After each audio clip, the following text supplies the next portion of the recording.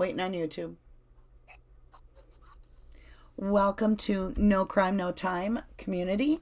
And I appreciate those that are tuning in as we go along. We'll try to bring you up to speed as you join a little later, but we want to keep rolling for those that are watching this on a playback. So if you've never been to my channel before, I work for wrongfully convicted, as well as those that are treated wrongfully by basically law enforcement and such, where the balance of justice has not been balanced. It's and in that, it was a few lives ago we did I want to say 2 lives or 3 lives.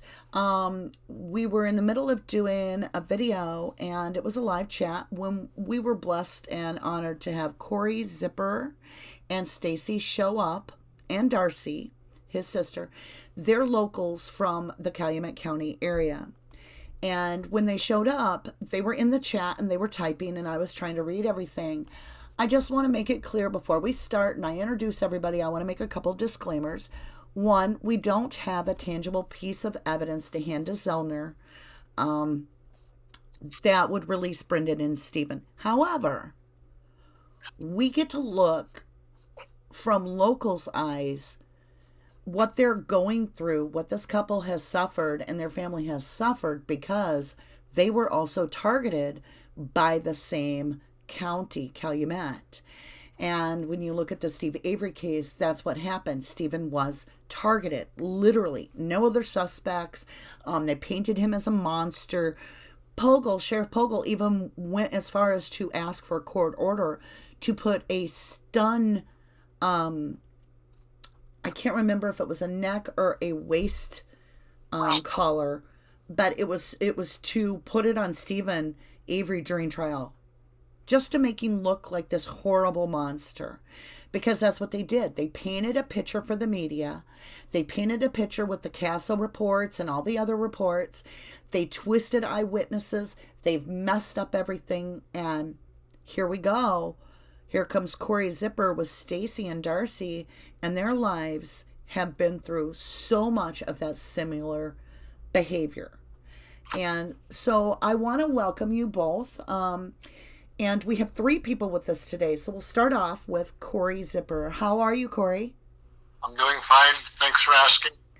I appreciate you being here and sharing your heart with everybody here, because I know a lifetime of hell is not easy to break it down in 30 minutes and share with, complete strangers. So I appreciate the time that you've taken to be with me and then opening up and sharing with everybody.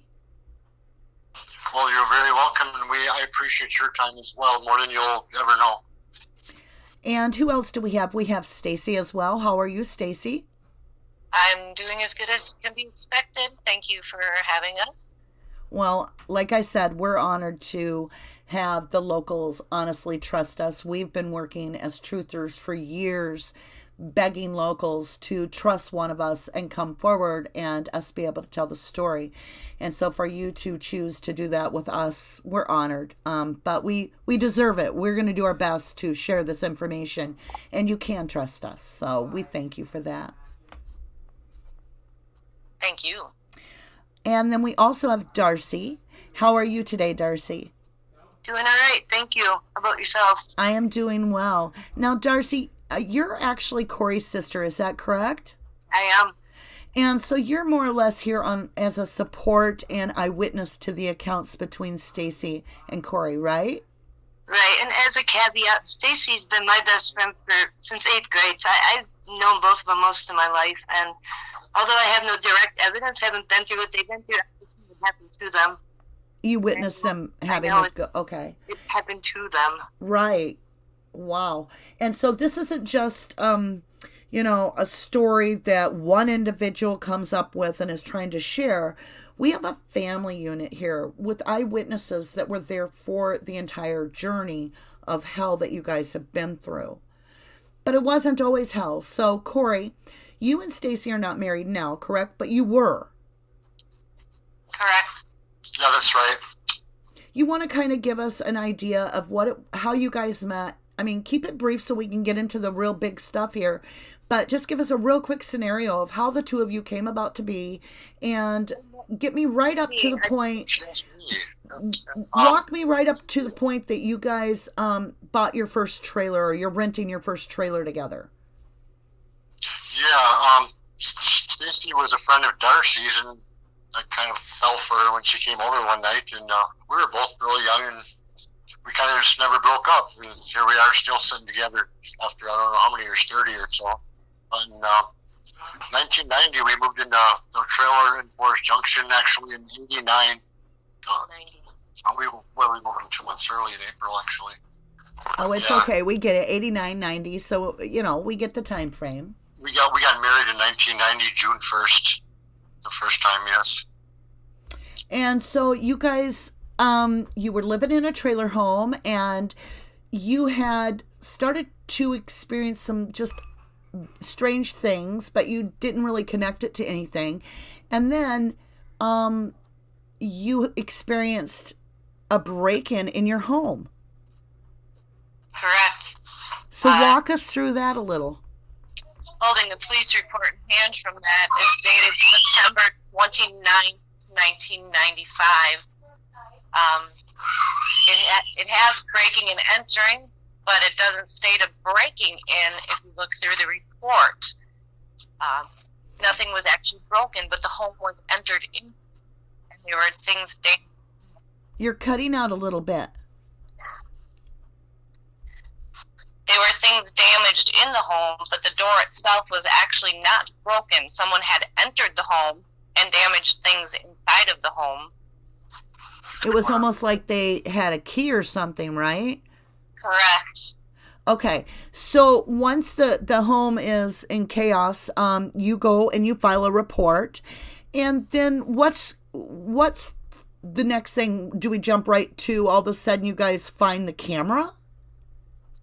Well, actually, people were harassing us. We didn't know who it was, and the sheriff's brother was one of the people actually harassing us. He had lived next door to us. He bought the mobile home next door to ours in 1994. That's when shit really took off with You're cutting out, Corey. Can you get a little closer to the mic, please? Sure. The police report, can I see that one? Yeah, Dan Gillis and Pat Gillis are brothers, and Pat Gillis moved to the trailer right next door to us and started harassing us and trapping us from there. They made lots of sheriff's reports we didn't even know about from there. Wait a minute. Did you just... Okay, I want to make sure that everybody caught that. So, the sheriff's brother moves directly next door to where you live at this time. Correct. And so you're reporting vandalism to the sheriff, but the brother lives next door, and he's harassing you guys. Correct. Wow. Okay. So after while the harassment's going on, Corey, you find something in your bedroom. We both found it basically the same day. There was a hidden camera. They were pretty big back in those days, but it was still small enough that you could tell it was a camera. It was inside of our stereo receiver. Through the glass, we could see it. And we had planned on taking this to the local FBI because we could finally prove something we thought. But by the time we got up the next morning, the camera was gone. We still went to the FBI, which told us we're not going to investigate unless somebody dies first. Either me or Stacy would have to be dead before the local FBI would actually investigate the police, they said. Oh, my. And we found out years later they were working with the police to murder us. Again, conspiracy. Okay, let's slow down a little bit because they don't know all what you've been through when you make that statement. So there's a lot of reasons why you feel that way. I get it. So let's back up a little bit and stay on the track so that we can bring them to the point that they understand why you feel the way you do. And I get it. And they will too. All right, so the break-ins happened. The camera's been found. You're making statements and so forth to the police, getting reports done, trying to get something done. But Stacy, you said one time that you were traveling to work. Was it work that you were speeding? That's correct. That was actually, there's a police report on that from April 14th, 1995. We titled that Stacy's Mental Commitment. Okay, why? Why would you entitle a speeding ticket anything to do with you being held or whatever? Well, because that's exactly what the police report says.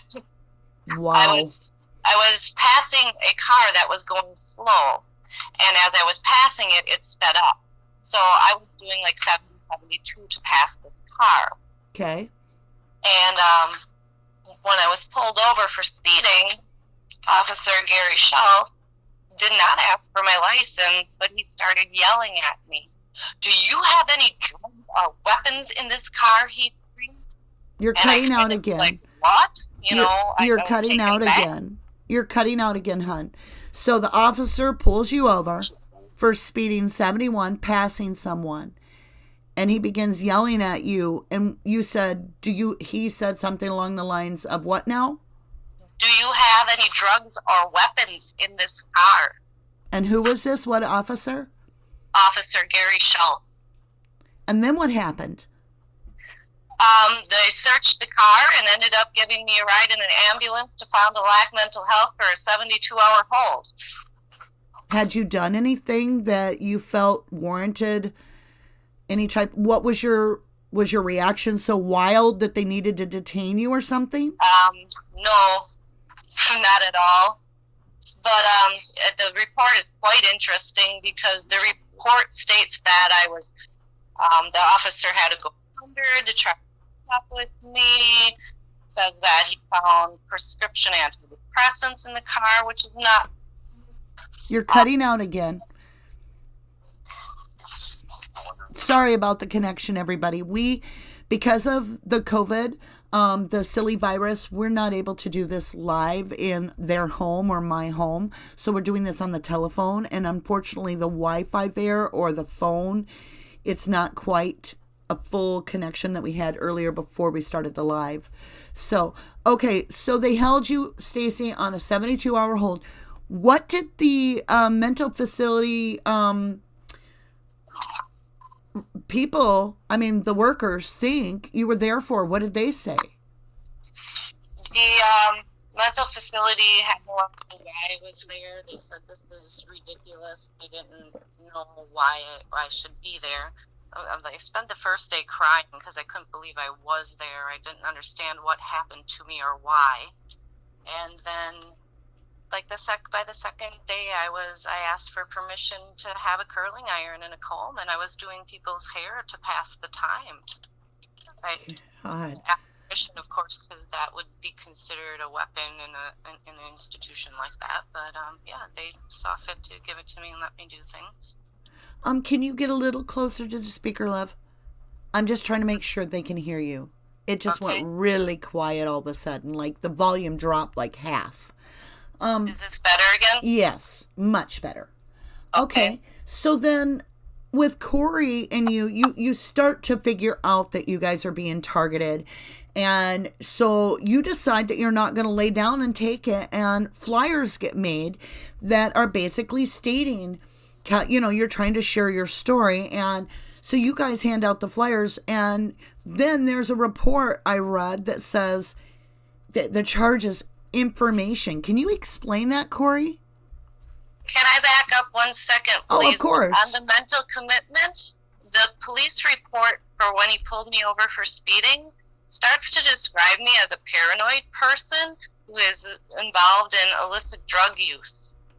Now, at the time that this occurs, were you you don't have to answer. It's completely a privacy thing, but were you diagnosed with any of these things they're naming? No, not at all. They were just making their own judgment call. They were making their own story. They wrote their own story in every police report. It's a pack of lies. It was over 200 pages before we knew the police were entrapping us. Right. We asked for copies of our police reports for the first 10 years. We didn't even know they had 500 of them at one time. So we had no idea we were being, they wrote a book on us, and then they tried to make it happen over and over again. Wow. And we have a lot of this paperwork. Well, not a lot, but we have the most important ones that we could get our hands on short notice. If you go to the nocrimenoTime.org, you'll find there we have file sharing, and it'll say Zipperer case, and you can click on there and you can read and look at these documents. It's a painted story of absolutely that Corey and Stacy are these suicidal maniacs. It's all written by the same individuals that worked on the Avery case, and the story, I mean, you guys had to deal with King Kratz. Absolutely. He's just one guy, though. You guys kind of picked on Ken Kratz, but he's just as evil and just as good as the rest of the people within his organization. I think they're all possessed or something like that. Yeah, it's crazy that they can be this same people, and repetitively the same stories I'm hearing from the locals that come forward, and that is that they're targeted, they're discredited, they're made to look like they're completely crazy crackers, and that way nobody will listen to them. And that's the way they do that. I've got a paragraph for you, Ducky, along those same lines. Now, when Stacy got pulled over, here's how they rambled on about her. Can you hear me okay? Yeah. I'll read you a paragraph. Okay, go for it. After speaking with Stacy, it was quite evident that Stacy's paranoia was going to eventually cause a serious accident because of her driving behaviors and attempt to elude what she called the undercover officers. He actually contacted County Human Services to place Stacy on a 7-hour hold at that point. And he spoke with Ryan Falk, who agreed that because of Stacy's paranoia by this point, that she would be committed and she was likely a danger to herself and others, just for that speeding ticket. That's what they did to her. And this goes on and on. Anybody's welcome to read this with that sharing. That's really a cool thing to have. So yeah, I won't read any, but that's the whole report states that she's just getting crazier because of the drugs. Yeah. And at this point, we don't even have an individual that has that diagnosis. Now, what's even stranger to me, and I know out of 30 years, we're not doing your story justice. I'm just hinting and pecking, giving the listeners, because we're going to dig into this case as we go forward, but I'm trying to give them things that just grabbed my attention right off the top that blew my mind. And one of them was when Stacy had called into work, basically to say she didn't feel good. And then what happened from there that led to a police report, Stacy? Well, I worked with a lady named Bonnie Ott, and she felt Wait. Bonnie Ott, O-T-T? O-T-T. So Mark Ott is the Calumet County guy, and he's involved in the Skinner case. He's a mess as it is. And he's also the undersheriff at the time of the Avery thing. So if Bonnie is related to Mark, that could make sense. But now, go ahead. Apparently, she felt it appropriate to call the police because I called into work. And the police did arrive at my home for a welfare check. And in this 4-page document, it's really painting me suicidal. And I'm not. I'm sorry. I love myself. I still do. I would never kill myself. But if you look at the report, I'm very suicidal according to... You're cutting out. So the last part cut out, and then you had said that you love yourself and that you are not even interested in hurting yourself. But if you read this report, that's what it's implying, and blatantly, is that you're suicidal, paranoia, and it's diagnosing you, and they're nothing but police officers writing the report. Correct. But yet they have nothing medical to back any of this up. This is just bizarre. So, Corey, I want to jump to, I know I'm just being scattery here, but I'm trying to give them, because as much information as we can in a short amount of time, and then we can dig into the longevity of it at a later time. But before we go any further, we've got a good crowd right now of about 26, and I know that there's others that are watching it from the beginning. So I want to make this clear. I'm going to take a breather from interviewing you for a moment. I just kind of want to let them know what kind of occurred on my end. So I had set up a time to interview Stacy and record her so that we would do a pre-recorded video. And then also I set up a time with Dassey and Corey and Stacy together to do a pre-recorded video. Now, between the two sessions, there was a total of 5 recordings. Some were about 30 minutes long, some were 20, unedited. I had them on my telephone, and then I had them in my cloud. And I was using an editing program and was 3/4 done editing to, I'd say 3/4 done editing, and had like one of them, maybe 1.5 of the voice recordings to go. And I got home yesterday and it's gone from all places. All the recordings are gone off my computer. They're gone off my phone. Not only is it gone off my phone, but the device that I used as a backup recording was a built-in software on my phone that is just a sound recorder. And it had reset from day one. Like I had to tell it and give it permission to record for the first time yesterday, even though I've been using it. So that's why we went live with this, because I don't want to risk stuff missing. But you guys have had a lot of mishaps. So Corey, let's get back into this. You actually were in a parked car and someone T-boned you. Is that correct? Yes, that is correct. It happened to me twice, and both times there was a Calumet County Sheriff's Department officer directly behind the person who slammed into me. Okay, let me have you say that last sentence again, and stay right by the receiver there. You said both times it happened to you twice, and both times what? There was a Calumet County Sheriff's Department officer right behind the car that slammed into me. And did you catch? Started writing up a report. Did you catch? I mean, the person was caught right away and everything, right? Well, I was the one at fault, you see, but I was parked at a stop sign. But I apparently did some damage to the smoke. I was supposed to kill you, which turned out to be the president of the COPPA anyway, who owns a landscape. And this happened to me twice. You're cutting out terribly bad. It's every other word we're hearing. Okay, yeah, we're having a little trouble with our speaker. It was working before we started. I know. We talked for a good 40 minutes before this, and I will admit you had no sound problems on any sound checks. I even recorded it. It was crystal clear. We get on this call, and yep, you guys, listeners, I just want to tell you, when locals are triggered because they say, well, we try to get our word out there, but our files disappear. Things happen to our phones won't work.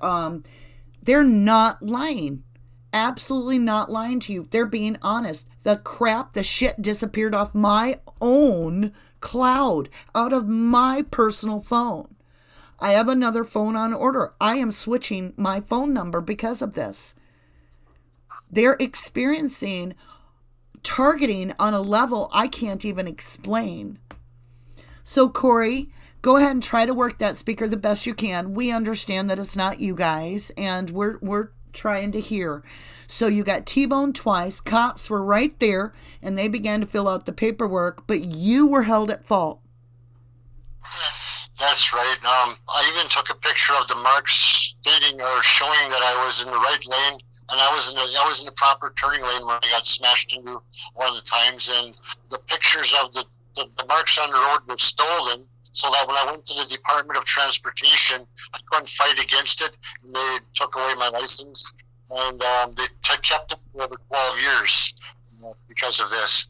But at the same time, they were telling everybody I was paranoid and schizophrenic. It's made it really hard to find employment. And so, yeah, we can go from there. Okay. You know, what I think when I look at this situation is, you know, you're just going downhill. Like you're getting in an accident where the cops are sitting right there, and then they take your license, and it just looks like you guys found the camera. You were willing to actually go to the FBI. So this threatens the same thing that Steve threatened, and it's the same thing Ben Bennett threatened, which is to uncover corruption, to cause an investigation where there could be depositions. Ben Bennett did it. Ben Bennett was producing photographs of naked police officers at a park in the middle of the day on picnic benches where there was allegedly drug use and minors present. When she challenged that, she's then framed for murder, and it's just a reckless investigation of absolutely I mean, we can get into the Ben Bennett case all day long. Then you look at the Avery case. Again, Stephen serves 18 years wrongfully convicted. Could have been out after 9 if Colburn and those folks in Manitowoc had done their job, but they chose not to. And that's why he was being awarded $36 million when all of a sudden, you know, he's on the news and he's got depositions going, see, an investigation going. So, Stacy, you told me once something about what you were told about a bull or something when you had went to get more awareness and try to get investigation done on the corruption that was happening and the targeting on your life. And what were you told? Well, Dan Gillis told us as we went to speak to him as he was a sheriff at the time that we were hitting the bull in the nose. Pat Gillis, the sheriff's brother, stated the last person who had something against Calumet County, well, we took care of him. A tree fell on him. Years later, we figured out that meant the family tree. It's all in the family. Okay, repeat that again. I want to hear that one more time. It was hard to hear you. Okay, so you say everything again, Corey. Pat Gillis, who is Dan Gillis' brother, told us at the time when he sent us to his brother that the last person who thought Calumet County did something wrong and tried to accuse them publicly, he said a tree fell and they died in the woods. Okay, wait. We kept losing you. The tree what? A tree fell on him. He died. He stated that the last family tree. person who tried to accuse them, the that tree died died on them, meaning the family tree got him and he died. Gotcha. So what his words were is that a tree fell on him and he died. Yes. Correct. Now, the last person who had something against Calumet County and tried to go publicly, he said, had a tree fall on him and he died, which meant the family tree we found out years later. That makes perfect sense. Because it was a game they all played together, believe it or not. And I believe it. I do believe it's a game they play together. And I'm not alone. And I want to tell you guys now, I've been in this for a while, and we do see, like, I don't know how familiar you are with Dave Pagoda. He talks about this club that's based on a pornography thing where the businesses in those counties are required to participate, or basically they're completely targeted and not allowed to have a business in those counties. So they're either with the club or they don't get to have a business. And Dave Pagoda talked about being shown photograph of a naked coach that works at the, with kids and so forth, and other naked people, and told to meet these people at a certain place at a certain time, and Dave wouldn't do it. Later, his partner, his bar partner, his own business, he's away for business, he comes back, she got murdered basically, but they claim it was a heart attack. I think it was murder because she was covered in blood. How do you have a heart attack and you're covered in blood? It just doesn't work that way. Doesn't add up. It's then a you look at ring, RD. We've known for a long time it's a pornography ring. Yeah, a lot, and you look at this case, it's consistently about naked photos. Look at Teresa Halbach's little trunk right beside her.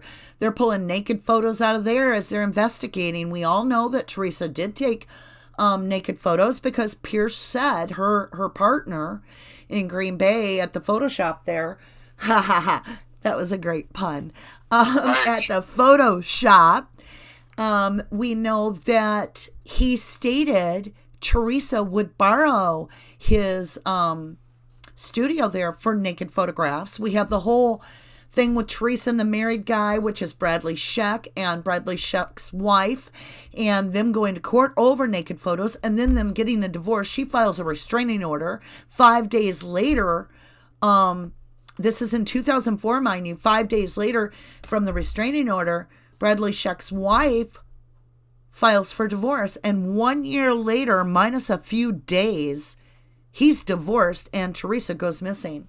So, you look at this, it's all about these photos, naked photos, and then you have... in our case, RD, it was about they sold our videotapes of us across state lines to a warehouse in Cleveland, Ohio, which ships directly to the rest of the country. It was a big hub that sold, without consent or knowledge, our sex was exported for 2 years. And they sold them.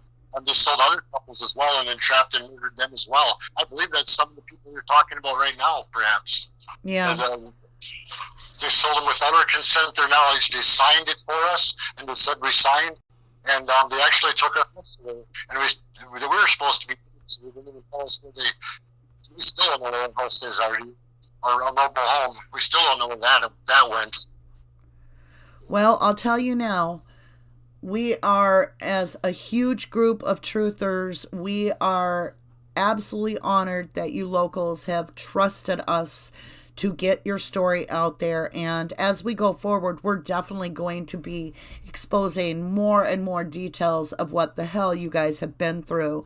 I can't imagine finding a camera in my bedroom, getting T-boned while I'm sitting at a stop sign with my blinker to turn right, or getting pulled over for going 71 miles an hour around somebody and to pass them, and then getting put in a mental institution for a 72-hour hold. There's just no rhyme or reason at anything other than you didn't just lay down and take it. When you found that camera, you went to the FBI. You were prodding into their scheme of things, you know? And I think that's what they did, is they retaliated. And to this day, I know you guys go through hell. We'll get into that later, but when Dassey, can I have a moment with you if that's all right? Darce? Or is she busy? No, she's coming. Okay. Let's talk to you.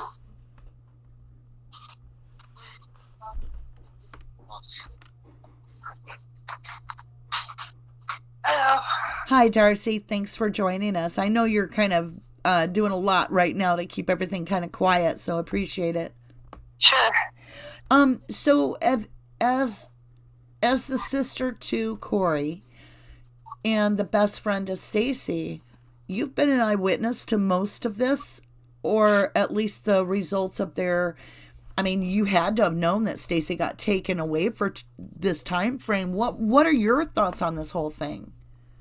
Well, I got married in '95, and in 1994 I moved out to Colorado, and I was out there for about 7 months. And when I came back, I noticed just a huge change in both of their personalities. It's just huge. And yeah, I went and visited Stacy in Fond du Lac, and at that point, I didn't know what to think. None of us knew what to think. It was. We didn't know. They didn't even know what was going on, and it's taken time to prove out the truth. I guess it's taken time and figuring it all out, and definitely know there's huge changes in both of them. Though, as soon as I got back to Wisconsin, they were like two different people, depressed and upset, and there's no paranoid, no craziness though. No, it's just different people.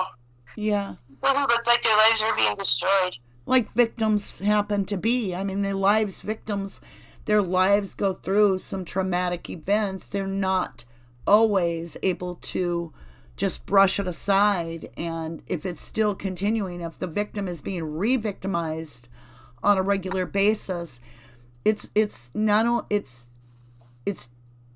demoralizing, and it changes that inner being. And a lot of the times that's what I hear from the locals and the experiences as they get to the point that they feel helpless. Like everybody that they try to work with is basically trying to discredit them in every way when they're looking for professional guidance for legal matters or whatever. Calumet and Manitowoc paint this suicidal schizophrenia. I mean, not to connect you guys directly, but think of this, you guys, as listeners. So, Steve Graham... There was no paranoia and no schizophrenia. Right. Neither of them ever. Right. It's Make that clear. It isn't there. It's only in the police report, see? Right. Yeah, it's just the police drawing their own... It should not be even diagnosing them. I agree. It's just the police building up this story. That way, if they can drive you guys nuts enough that you do something, it can't come back on them. It'll look like that's what the person was supposed to do. Because look at the reports. It led right up to it. Right on. I agree.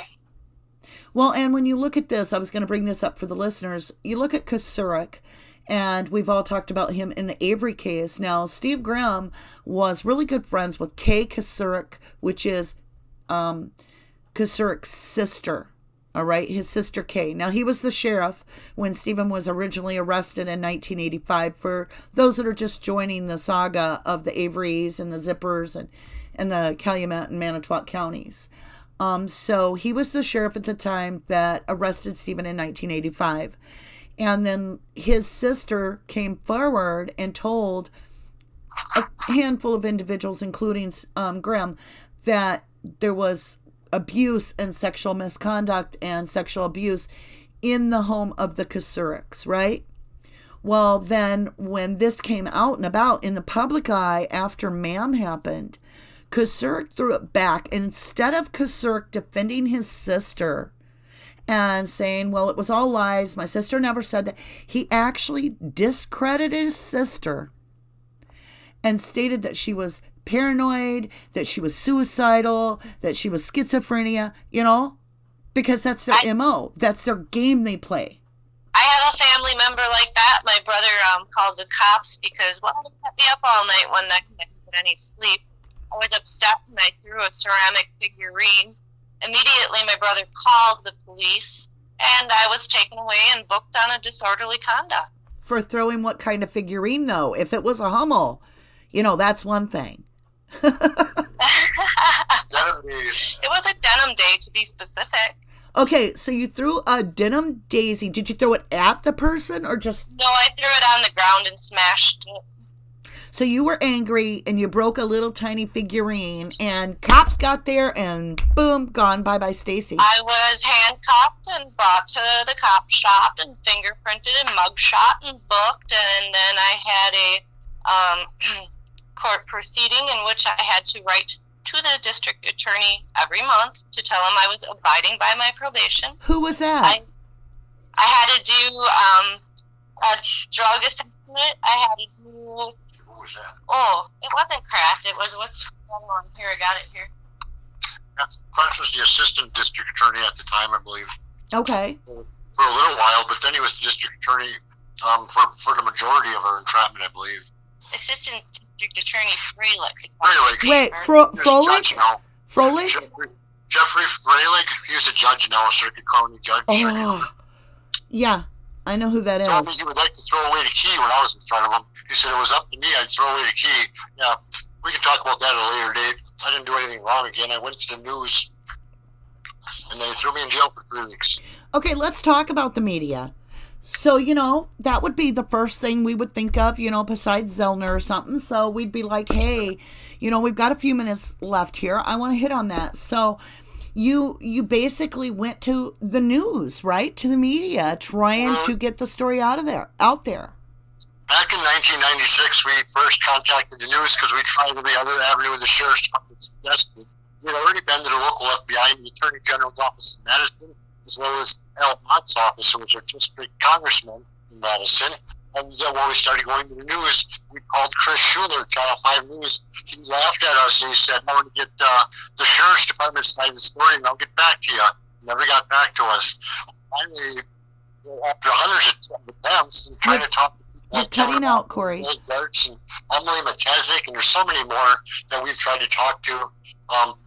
The news has proven itself to be entrapping and conspiring with the police, in our case at least. And I do believe that they really rolled Stephen Avery publicly on our local media as well. They painted the picture just like the cops wanted it to be told. They didn't even take any other third-hand accounts or witnesses, and they didn't think that our police entrapment was important, even considering Stephen Avery wasn't allowed to have police entrapment as a defense.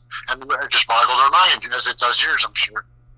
It doesn't boggle our mind. Truth is, we don't doubt you one bit. Plus, you have police reports all over the place, and I've uploaded them onto nocrimenoTime.org. You just click that little menu button at the top on the homepage, and you find File Share. You can scroll down, and you see Zipperer case. You can dig in right there and start reading the reports, and you'll find out it's just... One of the reports I read was when you handed out the flyers, Corey. Yes. And you got arrested for information. We have a lot of reports reports that say information as the charge. Yeah, your offense is charged. One time the weapon was filled out. The offensive weapon was information for someone's office. I had a weapon and it was information.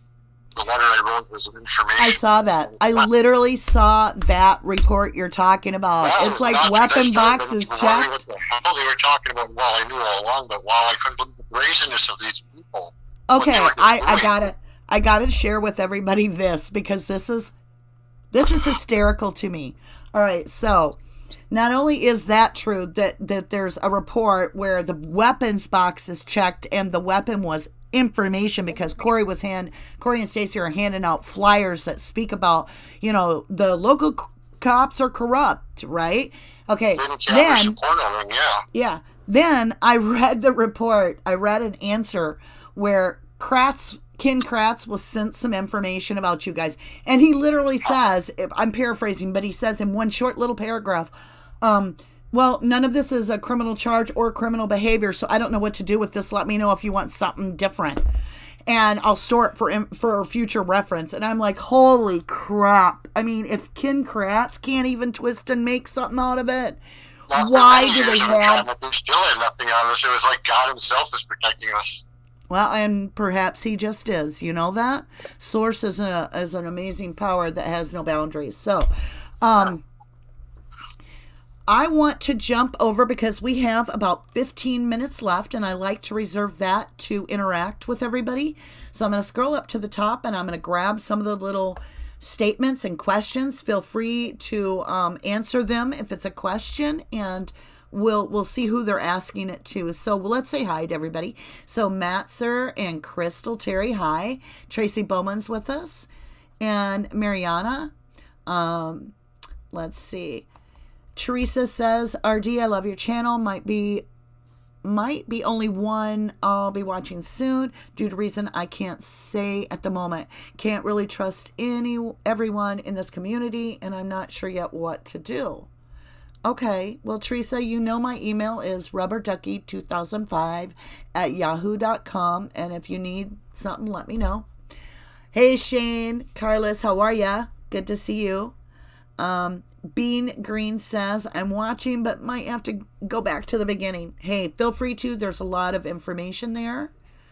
And then Karen Lavery says, hello, everyone. Good to see you, Karen. So Tracy Bowman asks, why are they setting them up? I think it's over the camera and you guys being willing to start the investigation into Calumet, which might uncover this whole corrupt racket they got going of pornography. They can't afford to have any investigation. And Stacy was told, you really like to punch the bull in the nose, right? What do you guys think, Stacy? I think it's standard procedure. They use you for what they want. They get their photos. They get whatever they need from you, and then you're out of the picture. They take you out. That's it. They use you and they murder you. They make the police reports come true to life. There are usually people dead and trapped here, but like I said, it's God himself protected us. And yeah, they called this a tried and proven method. They said they had done this before with success, and I believed them. And looking back on it all, we should have died. Yeah, you're lucky to be alive. I'm glad you're still here with us and able to share, I've got MFMC. What's going on with the cops and sheriffs in Wisconsin? They're like cult for real? Seriously. I am telling you now, it is my personal belief there is some pornography, sex trafficking ring that involves these naked photos. I believe that you've got the shipping yard right there. And there's the port. You've got a way to traffic. I mean, look at all the missing people that go missing in that area. Look up, do your own research and look up and say, show me the sexual predators in Wisconsin, and look at the red dots that land in those areas. It's just astronomical. It's like everything is magnetized to those areas for a reason. I mean, look at the historical value of Al Capone actually being connected to Hotel Hell. It's supposed to be a water bottling company, but Al Capone supposedly was actually running whiskey through the bottom half. When you have an Al Capone mafia type behavior, how far do we have to stretch that, a couple decades away, where everybody's been dating and marrying their own cousins and then having kids, because that's what it looks like to me. I'm not trying to be rude, but everybody's related. They're marrying within the family. They're all the ones that are officers. It's a scam. It's absolutely a scam. Scott Taddick is no different than any other victim. He married Barb Hallbuck probably a little before the trial actually started. He didn't even know her, but he just, or Kathleen Zellner for that matter, but he did know Zellner was dangerous, and that's why he lashed out at her, I believe, and called her the 4-letter nasty word. Because that's what they do. They'd make you out to be the bad guy if they can. That don't work. They discredit you in some other way. But with Zellner, they had a hard time. Yeah, they do. They tend to, like with Jim Thyral. He's a wonderful man. He's honest. He states his mind. He's just a hardworking older fella. I thoroughly enjoy talking to him. I need to give him a call. I haven't talked to him in a while. I've been real busy with the pandemic. But, the cops tended to do the same thing. He tried to run for sheriff and actually did very similar with the flyers about the corruption in those counties and how he was going to tend to it. And, they just ran him out of there. There was just, they don't let you.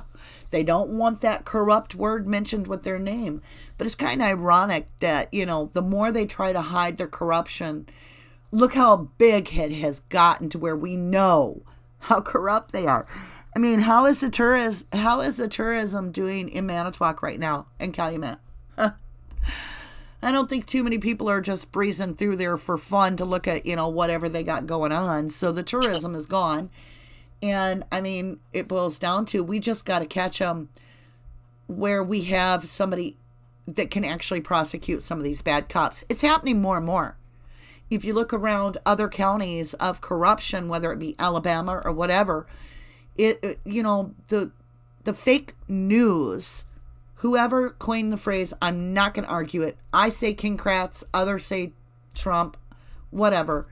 The fake news, we're not buying it. Even with this silly virus, well, I can show you that H1N1, supposedly, according to the reports, killed 61,000 people in 2018. I read the report myself. And, they were saying with H1N1 in 2018 that 4,000 Americans were projected to die weekly. So why are we locked in our homes for this then? I mean, really, you guys, you got to get off this. We got to get back and get on our feet, and we can't sit another week in our home and not pay some bills, or we are going to have starving and suicidal people. You think the Great Depression was bad? We're dealing with more than twice. We're dealing with God knows how much more population and how much more serious this is going to get really quick. So that'll be something coming up on my channel that I'm going to be digging into. And that's to inspire everybody to get over their fear, because fear is fear. I mean, if you think you're going to get off this planet alive, you're crazy. We're all going to die at some point. And if we feared the flu every year and didn't go to work, we will die anyway. So just jotting that out there on my own rant and rave. So let's get back into the case here. And you guys, I really think that what we've got to do is we've got to kind of offer what we can to the public on your story and get them to communicate back with us. So what I want to do is in the next couple weeks, I will schedule another live where we can do what we're doing now and we have more time. And I would invite you guys to come back, Corey and Stacy and Dassey, to come back and just answer all the questions that they're sharing with us. Would that be something you guys would be interested in? We would be happy to do that. We would love that. The fact that you're willing to just be open about it. James Barlow says the FBI is investigating Bogota's info. Awesome. Shane Carlos, Calumet and Manitowoc County, hand in hand. No doubt. There, Shane's laughing because I said Photoshop. I love that I said that. That was funny. Truth in the word. Kieran says, have you just stumbled onto something, Ducky? Everything leading back to naked photos. For serious. Even this case goes right back to photographs. And when you look at the Skinner case, the Chris Skinner case, it was the autopsy photo that Mike Klaser had. That's a photo. I mean, it all just, Ben Bennett case was all about naked photos. And here we have a photographer in the Avery case that's taking what? Photos. Naked photos. And here we have hidden camera, sex life solo. Of you guys naked on. Yeah. So James Barlow says, man, combine this with the alleged protection racket for heroin traffickers the Sheboygan Cop Shop runs, the whole region has become corrupt, rat-infested sewer, but it always was a depressing area. Marilyn says this is interesting. Hi, Debbie, how are ya? I just jumped for a second and got to find out where in the world I was, so give me a minute. ARD, I was wondering, since we do have proof of entrapment in the same county that Avery was tried in, would Zellner be interested in our proof of entrapment? Because Kratz was the man, and he's definitely been entrapping us. It stand to reason that she'd be kind of, well, legally, I don't know if there's anything that she can do. Pretty important. Well, you know what? That's our goal, is to get this out there and find the answers, because I don't know. I don't know the legal ramifications of proving that, the cops did this to you guys, and then it's the same cops with the Avery case, and he definitely was police entrapped. So I'm not sure. He wasn't allowed to use that as a defense, which is, well, it's very telling. I know, and the thing is what we can do, Corey, is basically keep getting it out there, get people on my channel and that are part of the No Crime, No Time community to share the hell out of this. And we've provided the files online, hoping that somebody with some pull, if you will, that has some legal understanding can actually help to get us somewhere with this, actually get some charges. I mean, is it truly something that we need to take, or can we possibly start requesting a petition to get these people fired at least? When we see corruption over and over in authority position, such as we had in a local town called Altoona, Wisconsin. In Altoona, it turned out that the superintendent was doing same thing, sexual pornography on students without the students knowing. He got fired. He then got charged. Why are we not seeing that in Calumet? Why are we not seeing that in Manitowoc? Why has nobody been held accountable? But yet other counties, you see it, they're getting these cops. Like that one guy, Can I interrupt for 1 second? Now, going back to Calumet County, the Supreme Court of Wisconsin stated they were sick and tired of seeing Calumet County police officers slapping each other on the wrist for sex crimes. It was an exact quote from the AP, the Associated Press. They were sick and tired of watching these cops slapping each other on the wrist for sex crimes. Like a cop would get caught in Chilton hitting on a 15-year-old high schooler, and they would just transfer him 5 miles away to New Holstein, where he'd become a cop there. I mean, they were never, ever, telling on each other. And, yeah, the Supreme Court of Wisconsin actually wrote that in the Associated Press when he got caught texting or sexting or whatever Ken Kratz did that time. So, yeah, they'd heard about this. They didn't come up with it, he said. I just get so frustrated that we don't have any charges out of all the shit they've done. The district courts were all involved, and they kept holding Avery off. They got more time than he does, It's like I don't know where it would have to go. To God himself, probably, if you want resolution. Got to get something going, right? I mean, hopefully my journalism gets us out there, and your honesty and providing the reports was so vital, and you did a beautiful job on that. If anybody does have questions or anything, you can contact me at rubberducky2005@yahoo.com.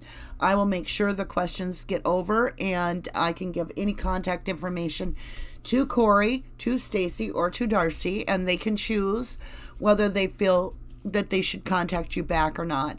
Also, we'll be doing another live. They've agreed to do that in the near future. And like I said, I can't thank you guys enough for having the patience you have when everything disappeared offline and we have to do it. I called. I sent 80 files to you, and you still only ended up with 40. I know. And that's legitimately the truth. It's been me and you and Corey and Dassey working on this for a couple weeks, trying to get just the files uploaded, just the video edited, and then I get half the files. Or worse. All right. Being Green says, she's referring to what I was talking about with the silly virus. Being Green says, if we're all confined to our homes, no one can see what they are up to in our absence, and no one can really protest about anything. Thank you, Bean. But you look at Michigan. Woo, woo, woo. I mean, for real, you guys got an up in arms legit. I thank you. I mean, walking in there, protecting your people, and letting your people do a civil, calm protest. No one got hurt. Nothing bad happened. But they marched right through the doors of their own Congress house. I mean, that to me, yes. Why are we as Wisconsinites not doing that? Why are we not getting up in arms? How do we get that rally going where we start saying no more corruption? We are done. We're calling your ticket. We want you fired. We want you charged. How do we get there, guys? I'm asking my community, the No Crime, No Time community. What steps do we need to take to where thousands of people do like Michigan did and come together? You know, we got to figure it out. So James says, James Barlow says, you can bet the agency has paid informants in the area. He goes on to say, nowadays local cops can use the NSA to spy on citizens just by naming them a democratic security threat. So true. Being Green says, Sean Atwood says that corrupt high people in authority are making money on drugs everywhere and arrest people for small crimes or set them up to cover up what they're doing. Damn right they are. And That's a fact. Yeah, there's no doubt. Tracy says, just watched Murder in the Bayou, Corruption, their big style, and Super Mario Maker made it. Hey, good to see ya. All right, guys. I'm sorry, Super. I got to kind of call it good because I got to work today. But I do want to just take a moment to say thank you to all of the listeners and ask that you support the locals. We've asked the locals, why aren't locals coming forward and telling us other people got to be going through this kind of hell, and it can't just be Stephen, it can't just be Brendan that we're targeted. Well, how many locals do I need to bring you that share the idea that Calumet and Manitowoc County have some sort of pornography ring going on that is that then they target these victims and just ruin their lives? How many more times do we got to do that before somebody, whether it's the true FBI or maybe there's a U.S. Marshal that can step in? I'm just asking for help for all of us. You know, I know we have a lot on our plate with corruption and stuff, and I know corruption goes right up the ladder to the top. I'm not dumb, but I need help on this level. And so if we can get the United States Marshal involved in this to investigate why on earth Wisconsin, the state of Wisconsin, is violating laws themselves, giving back biological material that is deemed by the court order to be held for future trial.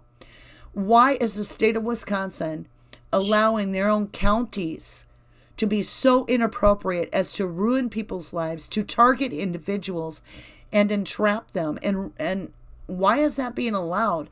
As a Wisconsin person myself, I look around I can't be the only voice for Wisconsin. Okay? Where are the YouTubers? I challenge you guys. You know, I always try to give my listeners, my partners in no crime, I try to give them challenges. And I challenge you, pick up your phone and let's start calling on Twitter out at Governor Evers for a full investigation into Calumet and Manitowoc County for police entrapment of victims. Yes. We've tried to contact Evers' office over and over, and before him, Walker for years. We never got to him. Well, Scott Walker, in my personal opinion, was deep down in the pocket, no touch, hands off. That's when we had Peg L. That's Lautenschlager, and now we've got Brad Schimmel. Now keep this crap in mind. We got a Schimmel that is the son of Peg Lautenschlager, that was the Attorney General for the state of Wisconsin. Peg's the one that went and put her face and her name down on the line that said to Stephen, no, nobody did you any wrong, and we're not going to apologize. Here's your standard $25,000 and go about yourself, right? Well, he challenged that. The told us we're ready there at the Attorney General's office. They recommended we go in there. That's who investigates police departments, they said. Yeah. And similar to the FBI. So we went to both places. We went to the state attorney general, and yeah, they were involved. Yeah. Way back in '95 already. I don't know who was then, but yeah, they were involved then already. The state attorney general's office. I could be wrong, but I think Dave Giles was. I'm not sure. But the point being, just like you're saying, Corey, it shows that, you know, now we have a Brad Schimmel that is the son of the woman that showed all this corruption, you know. Now he's the family tree, that they call it, the family tree. Okay, so the family tree's roots have still held that pocket as the Attorney General, right? There's still that family head, that family head maintains that position as Attorney General. That's nepotism. And that's a very dangerous thing. We see a huge, great deal of nepotism. If you don't know what that is, hey, I had to look it up. I basically Googled it. It basically says that, you know, rather than playing a fair game, you just keep bringing in somebody that benefits you, that's family, you know. Keep it all in the family so you can keep control of it. And when you look at the nepotism with Brad Schimmel, and then you see King Kratz and him are in some band together called Alibi. Who wrote this shit? Who wrote this damn shit book? Right. This shit show? Whoever the author is of the shit show, we know the book. We've read the book, but we're going to figure it out. But I call on everybody I challenge you, tweet with your phone a little video calling for an investigation into Calumet, Manitowoc counties for police entrapment on victims, corruption. Plead with Evers to do so. We may not get anywhere, but you know what? It's the more they hear it, it's like one bee stings a little. Two bees, yeah. You start getting in a nest of bees, you will succumb to it. You know, it's going to overpower you. That's what I need. I need us to be mad as hell, and we're not going to take it anymore moment. I need us to take the inspiration from Michigan and show what we can do as Wisconsin, as the United States. What can we do? You want the power? It's in your hand. Take it. Use it. Make it fucking count. Sorry. I've been working for years on this, and I'm getting sick of asking for us to figure out how to do this and not getting anywhere. And I want to help the locals. I want to help all of us. So, sorry I dropped the F-bomb. I apologize. Slip of the words, and we're live. So, okay, guys. I'm going to head off here, get ready for work. Hats off to everybody. You guys all did a fantastic job. Thank you. I can't wait to talk to you guys again. Thank you, and thank you, listeners, for any help. Any last thoughts you want to share real quick before we call it a day? Corey, Dassey? I'm thinking maybe we can start talking about our neighbors next time, because a lot of this control is being done by neighbors who are cousins of cops and friends of City Hall. And a lot of lying to our pastors and stuff is done this way. A lot of not by the cops slander, directly, but probably. through cousins of the cops. We Yeah. can talk about that next time. Or they put me in jail if you're going to local news for 3 weeks. If you want our Social Security or anything else that was just another day in our lives here. Well, Corey, we are going to dig into that, and I give you all my peace and love, and I wish you guys complete health and hang in there. This is on the record now. Face it, it's alive. It's out there. They can't stop what just happened. A lot of people know about it. A lot of people are going to be sharing your story, and the more we get out there. Crying again. Thank you. I just love you guys. I really do. We've bonded. I know probably people think that's some sort of gimmick, but we know it's not.